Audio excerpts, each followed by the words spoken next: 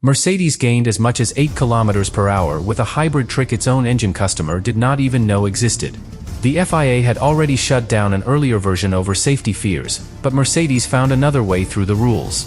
Now hidden power unit data has forced the team to investigate Kimi Antonelli's engine, and one more replacement could trigger a grid penalty.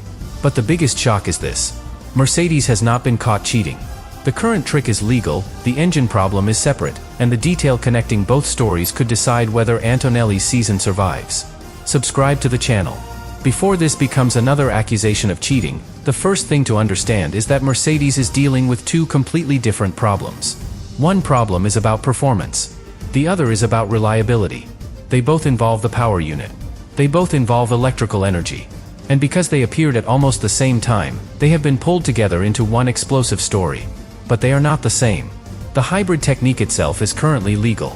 The suspicious data comes from a separate concern inside Kimi Antonelli's power unit. And that difference could decide whether Mercedes loses a technical advantage, or whether Antonelli loses grid positions later in the season.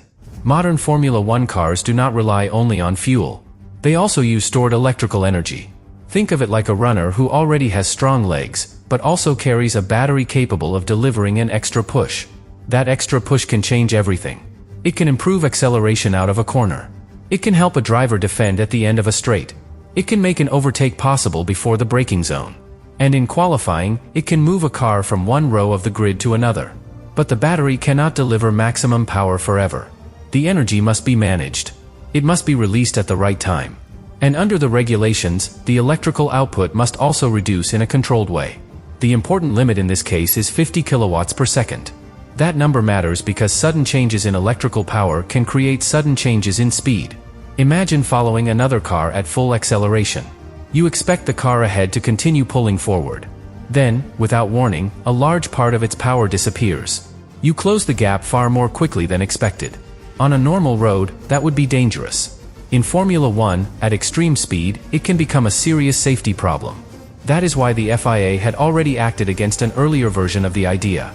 Mercedes and Red Bull had reportedly discovered a way to maintain maximum electrical output for longer, then remove the assistance more sharply. For a brief period, the extra performance could reach between 50 and 100 kilowatts.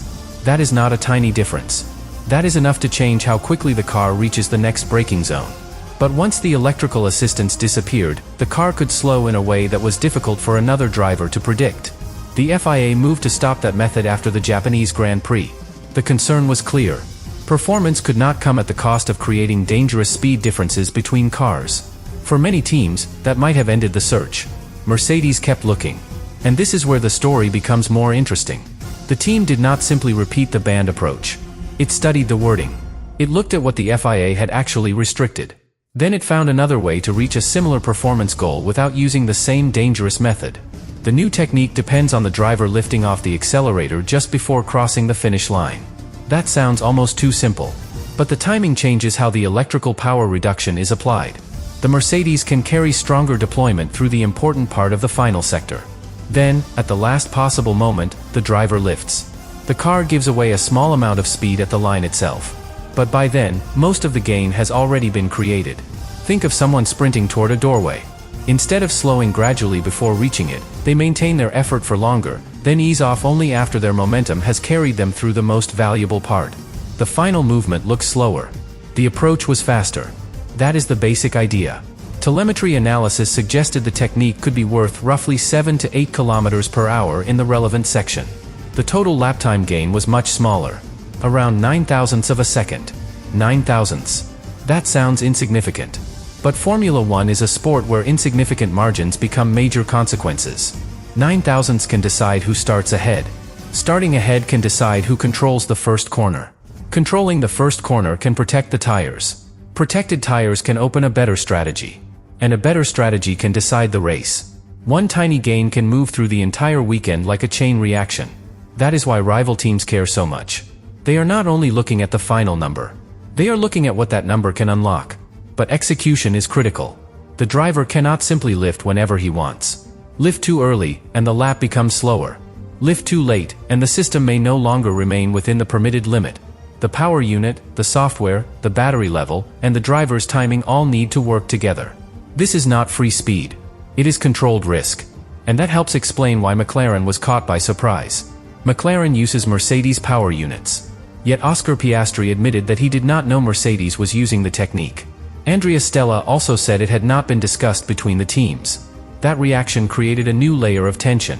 How could a team using the same engine supplier remain unaware of a valuable energy management method? The answer may be that sharing an engine does not mean sharing every operating detail. The hardware may come from the same manufacturer. But performance also depends on software. It depends on deployment settings.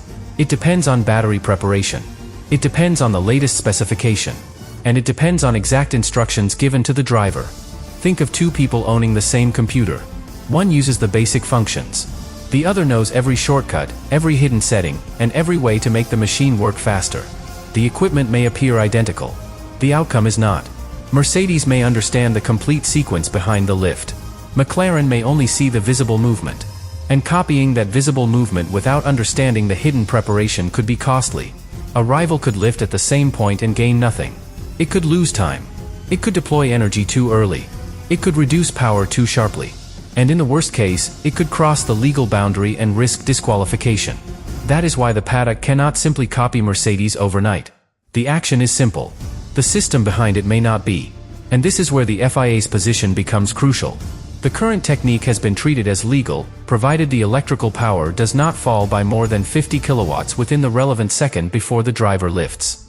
That means the FIA has not discovered proof that Mercedes cheated in Belgium. There is no confirmed finding that the hybrid trick broke the current rule. But legal does not mean untouchable. A team can follow the wording and still expose a weakness in the regulation. Officials may decide that the behavior is permitted today, but not something they want to continue. They could issue a clarification. They could change the monitoring. They could tighten the definition of the power reduction.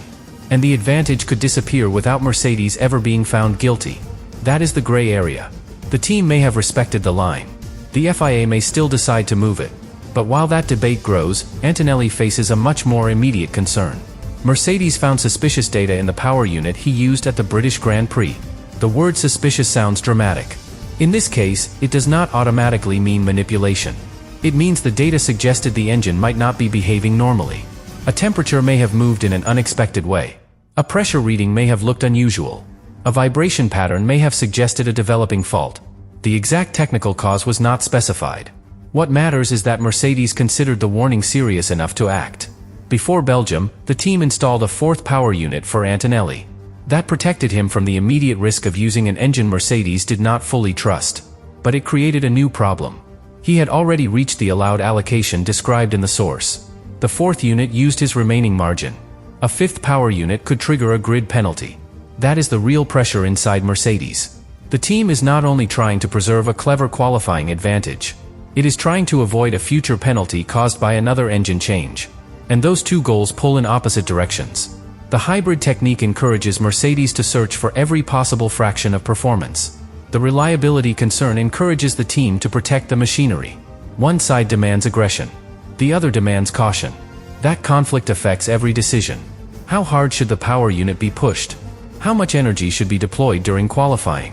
Should an older engine be used again after repairs? Should the newer unit be protected for a more demanding circuit? Should Mercedes accept a small performance loss now to avoid a larger penalty later? There is no answer without risk. If the team protects the engine too much, Antonelli could lose qualifying positions. If the team pushes too hard, another failure could force the fifth unit.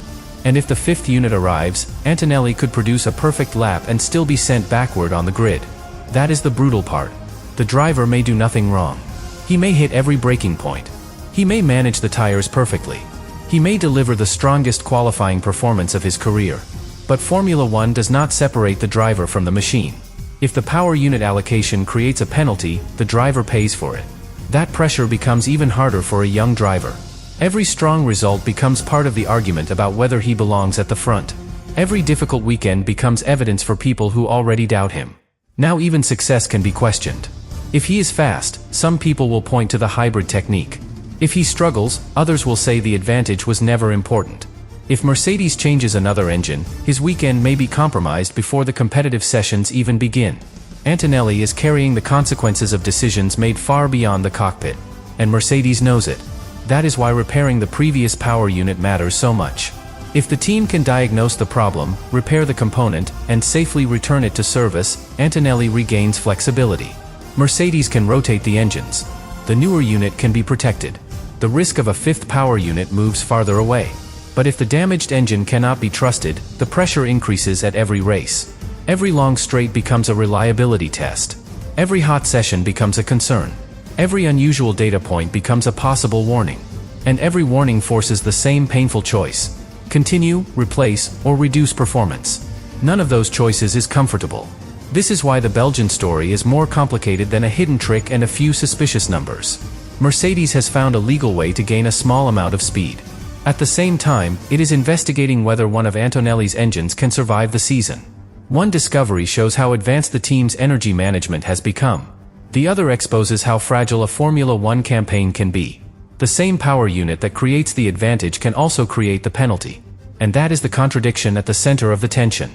Mercedes may understand how to extract more from the hybrid system than its rivals. But if it cannot restore Antonelli's damaged engine, the smartest deployment trick in the paddock may be worth far less than the grid positions lost by one more replacement. And this is where the pressure inside Mercedes stops being purely technical. Because once the method became public, the team no longer had only one problem to solve. It had several. Rivals wanted to know how the system worked. McLaren wanted to understand why it had not been discussed. The FIA had every reason to watch the energy traces more closely.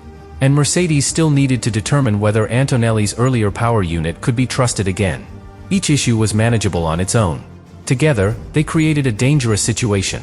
The team had discovered a legal performance gain, but that gain now attracted exactly the kind of attention engineers usually try to avoid.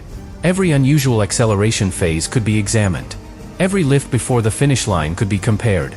Every difference between the factory team and its customer could become part of a larger argument. That is what happens when a Formula One secret becomes visible. The value does not disappear immediately. But the clock starts running. Rivals have two options. They can copy the idea, or they can try to remove it. And sometimes, they do both. A team may begin building its own version while simultaneously asking the FIA whether the technique should remain legal. That may sound contradictory. In Formula One, it is completely normal. Nobody wants to be the only team refusing to use an advantage that remains available. But nobody wants a rival to keep an advantage that cannot be copied quickly. That is why technical battles become political battles. The engineers search for performance. The team principals search for influence. The FIA searches for a rule that can be applied fairly. And the drivers wait to discover whether the machine they practiced with will behave the same way at the next race. The current Mercedes method sits directly in the middle of that conflict. The action itself is easy to describe. The driver carries stronger electrical deployment toward the end of the lap. Then the driver lifts before crossing the line. The speed at the line may fall slightly, but the car has already gained through the section before it. What is harder to understand is why the technique works for Mercedes. The lift is only the visible part. Behind it sits an entire sequence of energy decisions. The battery must contain enough charge. The car must release that energy at the correct point. The power reduction must remain within the limit. The driver must receive the right instruction. And the software must react exactly as expected. Imagine watching a magician pull a coin from behind someone's ear.